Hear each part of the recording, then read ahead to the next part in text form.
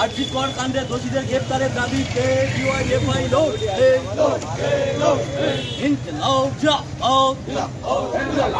Doctor nurse সহ স্বাস্থ্যকর্মীদের নিরাপত্তার দাবিতে দলে দলে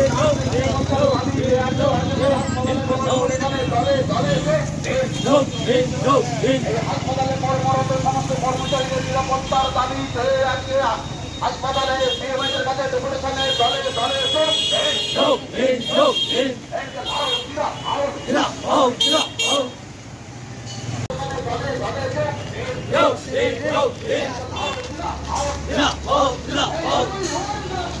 We want justice. We want justice.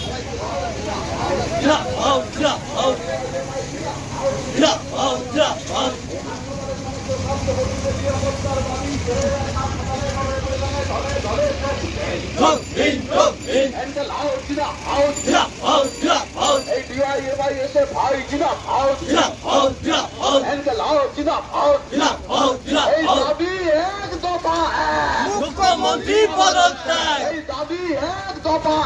মুখ্যমন্ত্রী পদত্যাগ। এই হাসপাতালের সুপারকে বাঁচানোর চেষ্টা হচ্ছে কেন? মমতা ব্যানার্জি জবাব দাও। এই দাবি এক দফা, মুখ্যমন্ত্রী পদত্যাগ, এই দাবি এক দফা, মুখ্যমন্ত্রী পদত্যাগ। এই উই ওয়ান্ট জাস্টিস, এই উই ওয়ান্ট জাস্টিস, এই উই ওয়ান্ট জাস্টিস। এনকে লাও জিন্দাবাদ।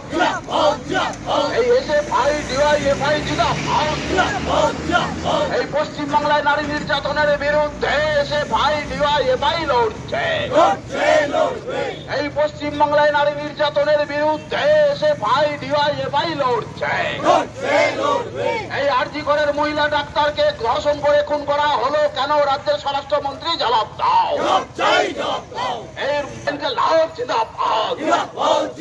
এই সমাজ বিরোধীদের সরকার পক্ষ থেকে তাদের প্রতিনিধি ছিল, তার সাথে পুঙ্খানুপুঙ্খ আলোচনা হয়েছে।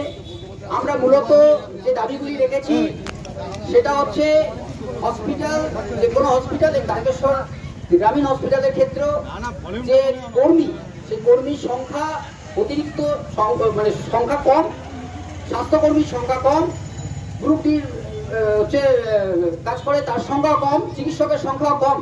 সেই জায়গা থেকে স্বাস্থ্য পরিষেবা উন্নতি করার জন্য সংখ্যাটা যাতে বাড়ানো যায়, তার জন্য বিএমএইচ-এর মাধ্যমে আমরা উচ্চতর কর্তৃপক্ষ যারা আছে, ঊর্ধ্বতন কর্তৃপক্ষ, তাদের কাছে যাতে মেসেজটা দেওয়া যায় সেইটা বলা হয়েছে। তারা অ্যাসিওরেন্স করেছে বিষয়টি বলবে। জীবনদায়ী ঔষধের দাম কমানোর ক্ষেত্রে আমরা আলোচনা করেছি। এত অত্যাধিক মূল্যবৃদ্ধি হচ্ছে, জীবনদায়ী ঔষধ যাতে সাধারণ মানুষ ক্রয় ক্ষমতার সীমার বাইরে চলে যাচ্ছে, যাতে সাধারণ মানুষ জীবনদায়ী ঔষধ ক্রয় করতে পারে এবং বাঁচার একটা সুযোগ থাকে। সাধারণ মানুষের সবাই টাকা পয়সা প্রচুর থাকে না, তাই সাধারণ মানুষের স্বাস্থ্য সংক্রান্ত বিষয়ে সমস্ত কিছু নির্ভর করে এই ধরনের গ্রামীণ হসপিটালগুলিতে। তো সেই জায়গাতে আমরা সেটাও আলোচনা করেছি, ওনারা এই বিষয়টিও দেখবেন বলেছেন। এবং এছাড়াও আরো বিভিন্ন বিষয় নিয়ে আমরা সামগ্রিকভাবে আলোচনা করেছি। নিরাপত্তা, মহিলাদের, স্বাস্থ্যকর্মী মহিলাদের সমস্ত জায়গায় যাতে নিরাপত্তা সুনিশ্চিত করা যায়। এখানে যে সমস্ত মহিলা আশাকর্মী থেকে আরম্ভ করে, চিকিৎসক থেকে আরম্ভ করে, মহিলা চিকিৎসক, ইভেন পুরুষ চিকিৎসকও যারা আছে, প্রত্যেকের, কারণ আমরা আমাদের অভিজ্ঞতা থেকে দেখেছি মাঝে মধ্যেই কোনো বিষয় সংক্রান্ত নিয়ে স্বাস্থ্যকর্মীদের উপর চড়াও হওয়ার একটা প্রবণতা, এই প্রবণতাটাকে অবিলম্বে বন্ধ করতে হবে, তার জন্য নিরাপত্তা সুনিশ্চিত করতে হবে। ওনারা বলেছেন এটা পুলিশ প্রশাসনের বিষয়, আমরা জানাবো বিষয়টি, যাতে মহিলা যারা হচ্ছে স্বাস্থ্যকর্মী আছে তারা তাদের সুনিশ্চিত বা নিরাপত্তা সুনিশ্চিত করা যায়। এই বিষয়গুলি সামগ্রিকভাবে আলোচনা হয়েছে আজ ডেপুটেশনে। আমরা সমস্ত বিষয়গুলি বলেছি লিখিত আকারে এবং সেই ওনারা সেই লিখিত বিষয়বস্তুকে রিসিভ করে দিয়েছে। দেখা যাক আগামী দিনে এই বিষয় নিয়ে ওনারা কি ভাবছেন। পরবর্তী ক্ষেত্রে ওনাদের এই উন্নতি যদি না করা যায় বা না করতে পারে, বা আমরা যদি দেখি লক্ষণ ভালোর দিকে যাচ্ছে না, আমরা আবার আসবো, আবার ডেপুটেশন করবো এবং সামগ্রিকভাবে আরো বৃহৎ আকারে আমরা ডেপুটেশন করার ক্ষেত্রে তৈরি হব। ধন্যবাদ সকলকে। আপনার নাম? আমার নাম দিগেন্দু হালদার। যাদের প্রত্যেক দিনের ট্যাক্সের পয়সায় আপনাদের মায়না হয়, আপনাদের সাথে কোনো শত্রুতা আমাদের নেই। আমরা রাস্তায় তুফান তুলতে চাই। আমরা 71 থেকে 72 77 পেরিয়ে এসেছি। আমরা 11 সালটা দেখেছি। আমাদের মাথা ফাটিয়েছেন, আমাদের ঘর ভেঙেছেন, আমরা আক্রান্ত হয়েছি, উল্টে আমাদের কমরেডদের জেলে ফাটিয়েছেন। আমরা একটু দেখতে চাই পশ্চিম বাংলার কত জেল আছে। আমাদের বোন, আমাদের বাড়ির মেয়ে তিলোত্তমার বিচার চাই, এই দাবিতে আমরা রাস্তায় নেমেছি। আমরা বলছি পশ্চিম বাংলার প্রশাসনের ক্ষমতা নেই এই আন্দোলন আটকাবে। গোটা তারকেশ্বর জুড়ে উই ওয়ান্ট জাস্টিস বাড়িতে বাড়িতে আওয়াজ উঠছে। আমরা সোশ্যাল মিডিয়ায় দেখেছি একটা বাচ্চা ছেলে যে এখনো মায়ের দুধ ছাড়েনি, আদো আদো গলায় বলছে উই ওয়ান্ট জাস্টিস। আমরা বলছি আপনাদেরও বলতে হবে। ওই সন্দীপ ঘোষ এখনো কেন বাইরে আছে? শুধু ওই সিভিক ভলেন্টিয়ার না, ওর সাথে আরো ডাক্তার ছিল, তাদেরও অ্যারেস্ট করতে হবে। আমরা বলছি ইঁদুর নয় ধেরে ধরতে হবে। এই জন্যই তো আমরা বিএমএইচের কাছে এসেছি আজকে।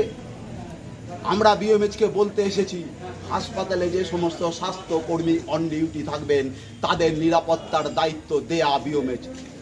তিনি প্রশাসনের সর্বোচ্চ জায়গায় আলোচনা করবেন, আলোচনা করে কিভাবে হাসপাতালকে সুষ্ঠুভাবে পরিচালনা করা যায়, তার স্টাফকে নিরাপত্তা দেয়া যায়, তার দায়িত্ব বিএমএইচকেই নিতে হবে। শুধু গোল গোল কথা বলে চলে যাবেন, এটা আমরা আর মেনে নেব না। তাই আমি শেষ করব যে এই কথা বলে যে প্রশাসনের লোকজন যারা আছেন, আমরা বলছি আপনাদের একটা দায়বদ্ধতা আছে। সেই দায়বদ্ধতার জায়গা থেকে আপনাদের কিছু কিছু কাজ করতে হচ্ছে। আমরা অনেক পুলিশ অফিসারের সাথে কথা বলেছি, তারাও তিলোত্তমার ঘটনা মেনে নিচ্ছেন না। তারা বলেছেন এই নারকীয় ঘটনা আমাদেরও নাড়া দিয়ে গেছে, কারণ আমাদের বাড়ির মেয়েটাও আস্তে আস্তে বড় হচ্ছে, তাকেও একদিন ছাড়তে হবে একা কলেজে যাবে, তাকেও একদিন ছাড়তে হবে একা পড়তে যাবে, আমাকে রাত্রির অন্ধকারে আমাকে রাস্তার মোড়ে দাঁড়িয়ে থাকতে হবে। আর শেষ করবো যে এই কথা বলে, ওরা স্লোগান দিয়েছিল খেলা হবে খেলা হবে, আর যখন পাড়ার মোড়ে ডিজে বাজে তৃণমূলের ঝান্ডা দিয়ে খেলা হবে খেলা হবে, আর আমার মা, আমাদের কাকিমা, আমাদের জেঠিমাদের বুকটা দুরু দুরু করে। আমরা দেখেছি তারা রাস্তার মোড়ে এসে দাঁড়িয়ে আছেন। আমরা যখন জিজ্ঞাসা করেছি জেঠিমা রাস্তায় কেন, কাকিমা রাস্তায় কেন, বলছে বাবা ওই খেলা হবে খেলা হবে। এই গানটা শুনলে আমাদের খুব ভয় হয়, কারণ আমরা গাই গাদা দেখেছি, আমরা কামদুনি দেখেছি। খেলা হবে বলে বাড়ির মেয়েটা চরম সর্বনাশ করে দিয়েছে। তোর বোনটা কিংবা তোর ভাইজিটা পড়তে গেছে, এখনো বাড়ি ফেরেনি, তাই জন্যই তো রাস্তায় দাঁড়িয়ে আছি। আমরা বলেছি আপনি বাড়ি যান, আপনার মেয়ে যেখানে টিউশন পড়তে গেছে, আমাদের সাইকেল আছে, আমাদের মোটর সাইকেল আছে, আমরা আপনার মেয়েকে বাড়ি পৌঁছে দিয়ে আসবো। যারা খেলা হবে, যারা গান বাজাচ্ছেন তাদের ক্ষমতা নেই। আমাদের গায়ে যতক্ষণ রক্ত থাকবে আর আমার বোনটা যতক্ষণ আমার মোটর সাইকেলের পেছনে বসে থাকবে, কারো কিছু করার ক্ষমতা নেই। আমরা সেই দায়িত্ব পালন করেছি, আমাদের সেই দায়িত্ব আরো বেশি করে পালন করতে হবে। শেষ করবো এই বলে যে সবাই নামুন, সবাই, এটা শুধু বামপন্থীদের কাজ না।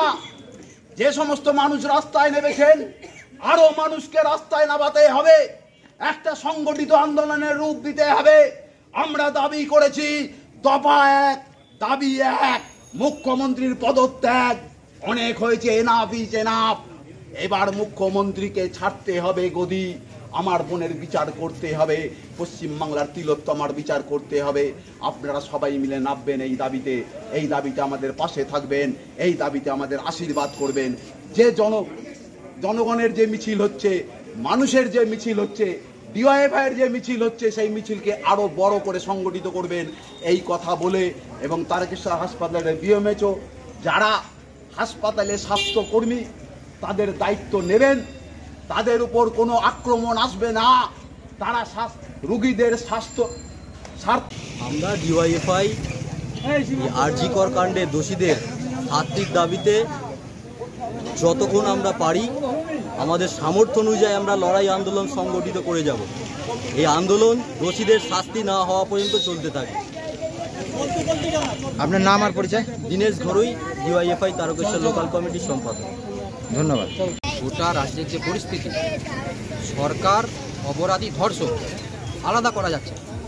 আমরা এটা অনেক দিন আগে থেকেই দেখছি যে সরকার, অপরাধী, পুলিশ, ধর্ষক এক টেবিলে বসে চা খাচ্ছে। পশ্চিমবাংলার এই অবস্থার পরিবর্তন করবার জন্য তিনি তার নিজের সন্তানকে হারিয়েছেন, কিন্তু অসংখ্য সন্তান গোটা পশ্চিমবাংলার মাটিতে আছে।